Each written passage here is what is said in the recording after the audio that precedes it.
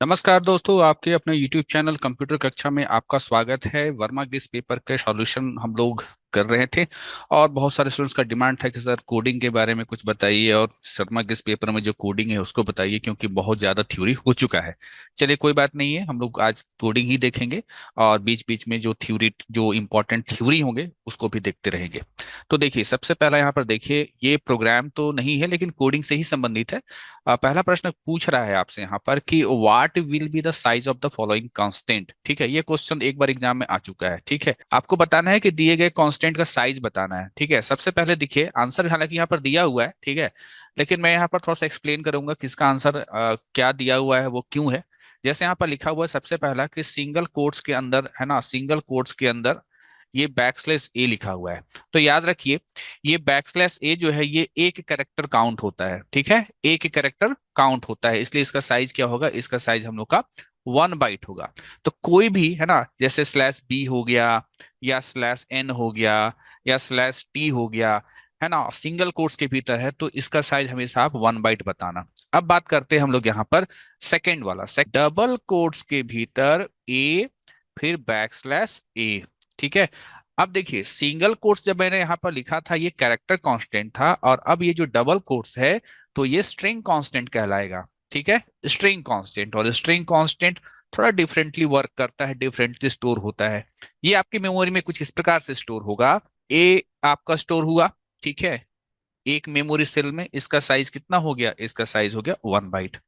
Backslash ए, ये एक bite जगह लेगा, ये भी 1 बाइट जगह लेगा। ठीक, और एक चीज आपको ध्यान देना है कि जो स्ट्रिंग कांस्टेंट होता है वो टर्मिनेट होता है एक खास कैरेक्टर से जिसको हम लोग नल बोलते हैं, यानी कि आपका बैकस्लैश जीरो। ठीक है, किसी भी स्ट्रिंग में ये यहाँ पर लिखा हुआ नहीं मिलेगा, लेकिन आपको ध्यान रखना है कि ये कैरेक्टर भी जो है ऐड रहता है मेमोरी में, तो इसके लिए भी हम लोग 1 बाइट लेकर के चलेंगे। तो देखिए कितना बाइट हो गया, 1, 2 और 3 बाइट, इसलिए इसका आंसर कितना बताया गया, यहाँ पर देखिए 3 बाइट बताया गया, पहले का 1 बाइट, दूसरे का 3 बाइट।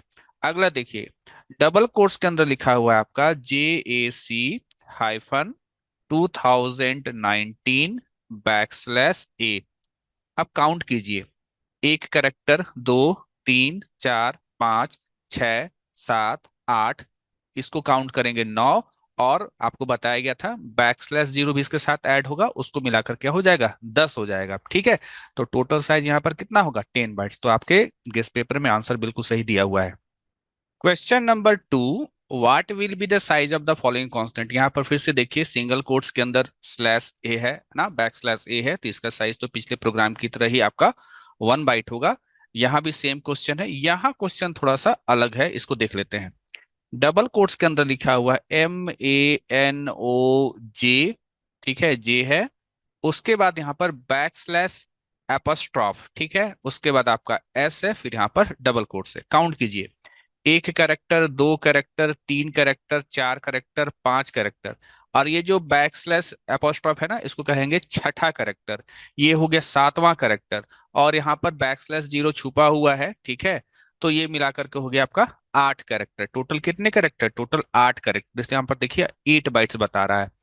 अगला यहाँ पर देखिए, यहाँ पर लिखा है सिंगल कोट्स के अंदर बैक स्लैश, और यहाँ पर क्या है, डबल कोट्स। ठीक है, तो सिंगल कोट्स के अंदर क्या है, बैकस्लैश और डबल कोट, तो ये जो है एक कैरेक्टर जो है काउंट होगा, कितना होगा, एक कैरेक्टर जो है आपका क्या होगा, एक कैरेक्टर आपका काउंट होगा, तो इसका 1 बाइट होगा। Question number 3, how many times is the following loop executed. ये लूप कितनी बार एग्जीक्यूट होगा। यहाँ पर देखिए, ये डू वाइल लूप है। यहाँ पर int S equal to zero, S एक इंटीजर वेरिएबल है, जीरो से इनिशियलाइज है, आई एक वेरिएबल है जो जीरो से इनिशियलाइज है। डू मतलब होता है करना, क्या करना, एस प्लस इक्वल टू आई, यानी इसका मतलब समझ लीजिए, एस प्लस इक्वल टू आई का मतलब होता है यहाँ पर एस का नया वैल्यू बराबर एस का पुराना वैल्यू प्लस आई का वैल्यू। तो एस का पुराना वैल्यू देखिए जीरो था, आई का जो वैल्यू है वो जीरो है, देखिए यहाँ पर दिया हुआ जीरो, तो कितना हो गया, एस का वैल्यू कितना हो गया, जीरो हो गया, यानी एस का वैल्यू क्या हो गया, जीरो हो गया। फिर बोलता है while I is less than 5, क्या आई का वैल्यू 5 से छोटा है, तो आई अभी कितना है, जीरो है, जीरो इज लेस देन 5। अब आप देखिए कि ये जो लूप है ना, ये लूप इनफिनाइट टाइम चलेगा, क्यों, क्योंकि इस लूप को तब तक चलना है जब तक आई का वैल्यू 5 से छोटा रहेगा। और आप यहाँ पर देख रहे हैं इसमें कि इनिशियलाइजेशन तो हुआ है, आई इक्वल टू जीरो, ये तो यहाँ पर दिया हुआ है। कंडीशन भी यहाँ पर आपका दिया हुआ है कि आई इज लेस देन 5, लेकिन कहीं पर अपडेट नहीं दिया हुआ, कहीं ये नहीं लिखा हुआ है आई प्लस प्लस। ठीक है, तो आई ना कभी बढ़ेगा, ना कभी ये 5 तक, मतलब 5 से बड़ा हो पाएगा, और ना कभी ये लूप जो है आपका रुकेगा। ठीक है, तो ये जो इसका आंसर दिया है वो सही दिया हुआ है, यहाँ पर क्या होगा, इनफिनाइट लूप होगा। Question number 4, how many times the following loop executed. इस तरह का क्वेश्चन जो है ना, ज्यादा प्रैक्टिस आपको करना है लूप वाला। याद रखना सभी कोई, लूप वाला जो प्रोग्राम है उसका प्रैक्टिस आपको ज्यादा से ज्यादा करना है। यहाँ पर देखिए, यहाँ पर कह रहा है कि एस का वैल्यू कितना है, एस का वैल्यू 0 है, आई का वैल्यू कितना है, आई का वैल्यू 1 है। हम लोग यहाँ पर लिख लेते हैं कि एस एक वेरिएबल है जिसमें 0 स्टोर है, और आई एक वेरिएबल है जिसमें क्या स्टोर है, जिसमें 0 स्टोर है। यहाँ पर कह रहा है जब तक आई का वैल्यू 5 से छोटा रहेगा। ठीक है, आई का वैल्यू 5 से छोटा रहेगा, तो देखिए अभी क्या आई का वैल्यू 5 से छोटा है, तो हाँ है। कंडीशन ट्रूथ आप यहाँ पर आइए, यहाँ पर कह रहा है इस जगह पर कि S plus equal to I plus plus. ठीक है, यानी एस का नया वैल्यू बराबर एस का पुराना वैल्यू आई प्लस प्लस। एस का पुराना वैल्यू 0, आई प्लस प्लस, प्लस प्लस बाद में है लगा हुआ तो बाद में बढ़ेगा, अभी फिलहाल क्या रहेगा, ये 0 रहेगा। तो एस का वैल्यू कितना हो गया, एस का वैल्यू 0 हो गया। लेकिन अब बाद में आई का वैल्यू बढ़कर कितना हो जाएगा, 1 हो जाएगा। ठीक है, अब ये लूप जो है फिर कंटिन्यू चलेगा, है ना। आई का वैल्यू क्या है, 1 है, कंडीशन चेक होगा कि आई का वैल्यू क्या 5 से छोटा है।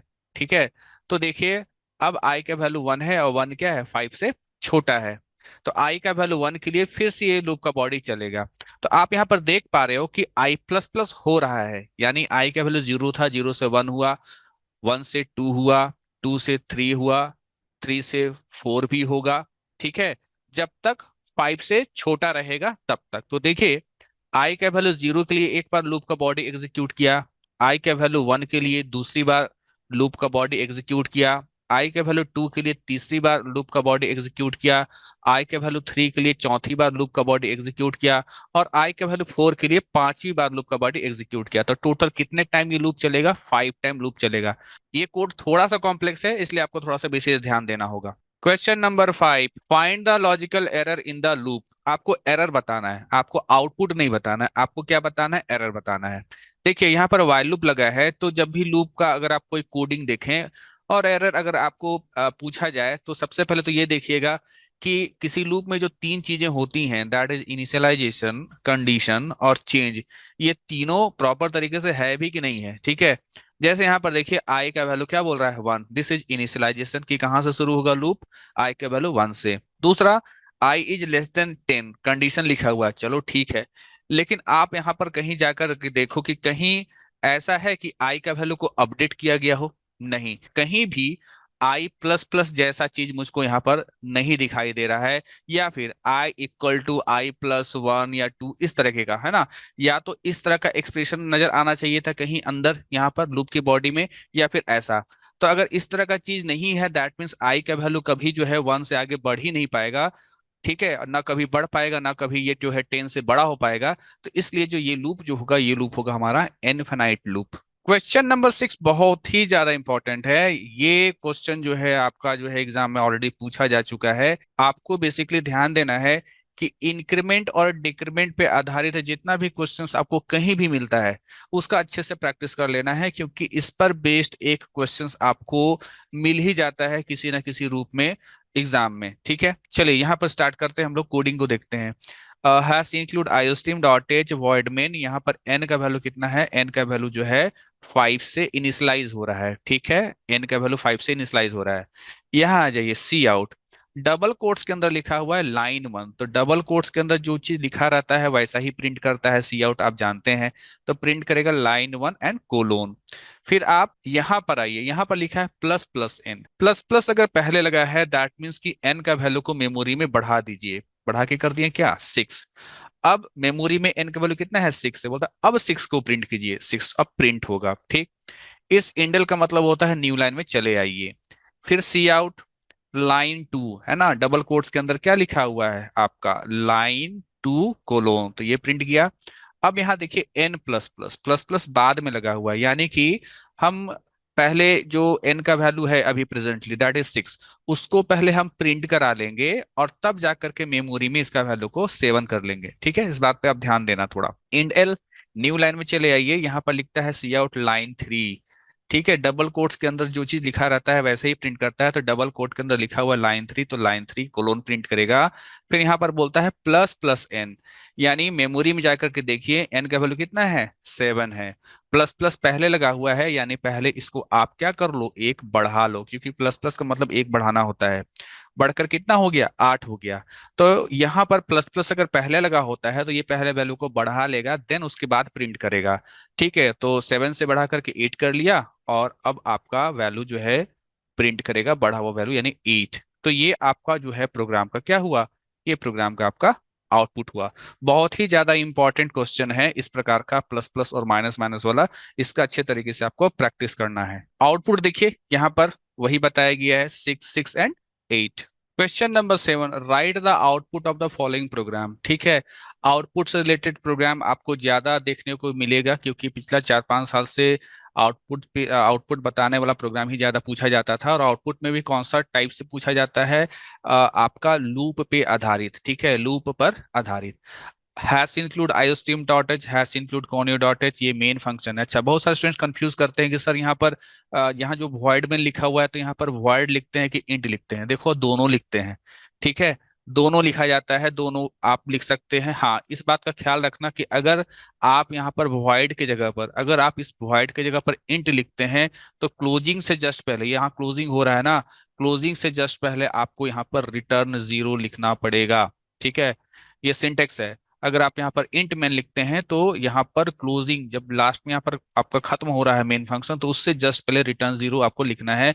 लेकिन अगर आप वॉइड लिखते हो तो यहाँ पर आपको ये रिटर्न 0 लिखने की आवश्यकता नहीं होती है। आगे देखते हैं आगे क्या बताया गया है। देखिए आगे यहाँ पर बेसिकली ये बताया गया है कि इस फंक्शन के अंदर जो है, मेन फंक्शन के अंदर हमने एक लाइब्रेरी फंक्शन सिलेसियर का इस्तेमाल किया। अभी बहुत सारे स्टूडेंट्स ये भी बोलते हैं कि अगर मैंने सिलेसियर नहीं लिखा या गेट सीएस नहीं लिखा तो क्या प्रोग्राम गलत हो जाएगा। बिल्कुल गलत नहीं होगा। ठीक है, सिलेसियर और गेटसियस जो है अगर आप नहीं लिखते हैं, ठीक है, तो प्रोग्राम गलत नहीं होता है। ठीक है, साथ ही साथ ये भी ध्यान रखना है कि अगर आप सिलेसियर और गेटसियस फंक्शन का इस्तेमाल कर रहे हैं तो ही आप हैश इंक्लूड कोनियो लिखें, अन्यथा कोनियो लिखने की भी आवश्यकता नहीं है।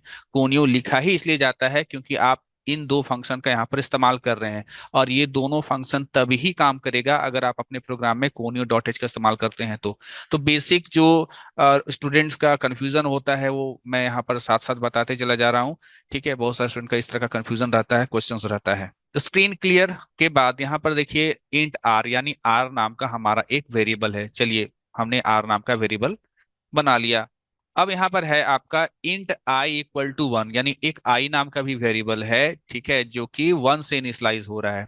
फिर ये इनिशलाइजेशन हो गया, फिर यहाँ पर फिर चेक होगा कि आई का वैल्यू क्या 5 से छोटा है। ये जो है 5 से छोटा है, हम बोलेंगे हाँ। तो बोला कि चलो भाई लूप के बॉडी में चले आओ। आर इक्वल टू पॉ, ठीक है, आर इक्वल टू पॉ। पॉ मतलब पावर होता है, पावर। ठीक है, आई कॉमा आई, इसका मतलब हो गया आई का पावर आई, ये होता है। तो आई अभी कितना है, 1 है, तो 1 का पावर 1 कितना होगा, 1 ही होगा। तो आर में क्या स्टोर हो जाएगा, आर में 1 स्टोर हो जाएगा। आर में क्या स्टोर हो जाएगा, 1 स्टोर हो जाएगा। ठीक, अब यहाँ पर आइए सी आउट स्लैश एन, यानी न्यू लाइन में जाइए और आई का वैल्यू प्रिंट कीजिए। तो आई का वैल्यू क्या प्रिंट करेगा, देखिए आई का वैल्यू पहले 1 प्रिंट करेगा। स्लैश टी मतलब यहाँ पर एक गैप। ठीक, उसके बाद आर का वैल्यू, तो देखिए आर का वैल्यू कितना है, 1 है, तो फिर आर का वैल्यू यहाँ पर क्या, 1। ये लूप का बॉडी अभी एक बार चला। अब क्या है कि ये जो एक बार लूप का बॉडी जो चल चुका है, इसके बाद आप जाएंगे सीधे यहाँ से यहाँ आई प्लस प्लस के पास।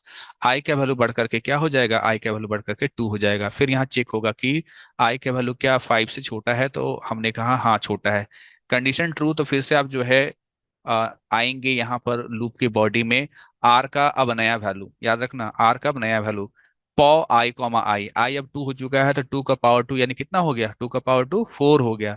तो यहाँ पर जो है आर में क्या स्टोर हो जाएगा, 4 हो जाएगा, क्योंकि यहाँ पर आई, आई का पावर आई करना था। Cout slash N, new line में जाकर के आई का वैल्यू 2 प्रिंट करेगा, स्लैश टी से गैप होगा, और आर का वैल्यू 4 निकला था तो 4। फिर यहाँ से फिर से जाएंगे आई प्लस प्लस, आई के वैल्यू बढ़ करके कितना हो जाएगा हम लोग का, 3 हो जाएगा। 3 क्या 5 से छोटा है, हाँ छोटा है। फिर आ जाइए लूप के बॉडी में, आर इक्वल टू, आर का नया वैल्यू बराबर क्या होगा अब, पॉ आई कॉमा आई यानी 3 का पावर 3 यानी कि 3 इंटू 3 इंटू 3 यानी 27, ठीक है। 3 का पावर 3 यानी कि आपका 27। तो आर कितना हो गया, 27 हो गया। याद रखना पिछला डेटा यहाँ पर इरेज होते जा रहा है, नया वैल्यू अपडेट हो गया 27। अब यहाँ पर आते हैं, आई का वैल्यू प्रिंट करने के लिए कहेगा, तो आई तो मेरा 3 है और आर का वैल्यू कितना, 27। प्रिंट करके फिर से हमारा प्रोग्राम का कंट्रोल आई प्लस प्लस के पास, आई का वैल्यू 4 हो जाएगा, 4 जो है 5 से छोटा है, कंडीशन ट्रू। फिर से आप जाइए लूप की बॉडी में, आर इक्वल टू पॉ 4 का पावर 4, तो 4 का पावर 4 यानी 4 को 4 बार गुना कीजिए तो आएगा 256। तो आर का वैल्यू कितना हो गया, 256 हो गया। ठीक है, ये कैलकुलेट हो गया आर का वैल्यू। फिर cout slash N new line में जाइए, आई का वैल्यू प्रिंट करेगा 4 और आर में क्या स्टोर हुआ, 256, तो आर का वैल्यू प्रिंट करेगा 256। अब आप यहां से फिर से जाइएगा, आई प्लस प्लस हो कि मेरा 5 हो जाएगा, कंडीशन चेक होगा 5 is less than 5, no, condition false. Condition false तो मेरा प्रोग्राम का कंट्रोल यहाँ पर आएगा गेट सी एच के पास, और इस प्रकार आपके प्रोग्राम का एंड हो जाएगा। एंड फाइनली आपको जो आउटपुट मिलेगा वो वही आउटपुट है जो आप यहाँ पर देख पा रहे हैं, और ये आउटपुट बिल्कुल सही है।